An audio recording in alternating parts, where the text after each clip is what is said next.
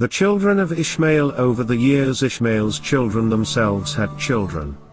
His descendants increased and formed tribes that spread out all over Arabia. One of these tribes was called Quraysh. Its people never moved away from Mecca, and always lived near the Kaaba. One of the duties of the leader of Quraysh was to look after those who came on pilgrimage to the Kaaba. The pilgrims would come from all over Arabia, and it was a great honor to provide them with food and water. As time passed, however, the Arabs stopped worshipping Allah directly and started bringing idols back with them from the different countries they visited. These idols were placed at the Kaaba, which was no longer regarded as the sanctuary of Allah, as Abraham had intended it. It was, however, still respected by the Arabs.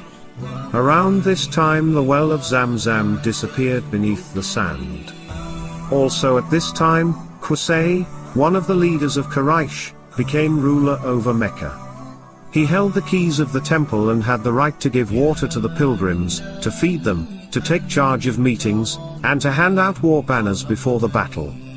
It was also in his house that Quraysh settled their affairs. After Qusay's death, his son Abdu Manaf, who had become famous during his father's lifetime, took over the leadership of Quraysh. After he came to his son Hashim.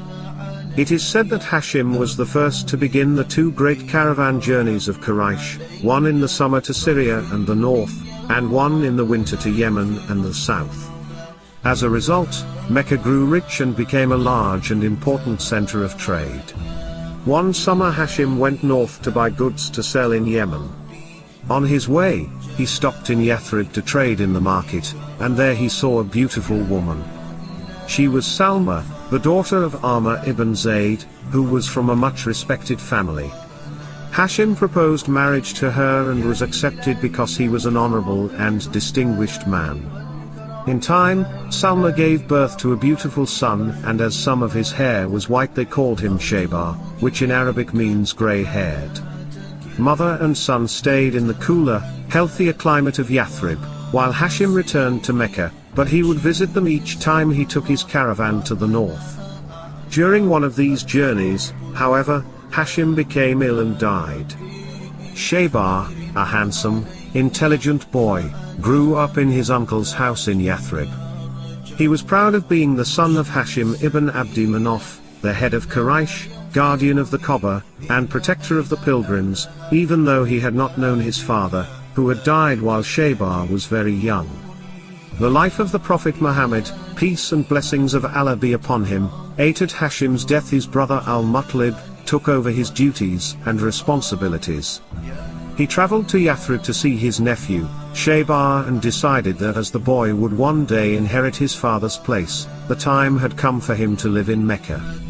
It was hard for Salma, Shayba's mother, to let her son go with his uncle, but she finally realized that it was for the best. Al-Muttalib returned to Mecca, entering the city at noon on his camel with Shayba behind him.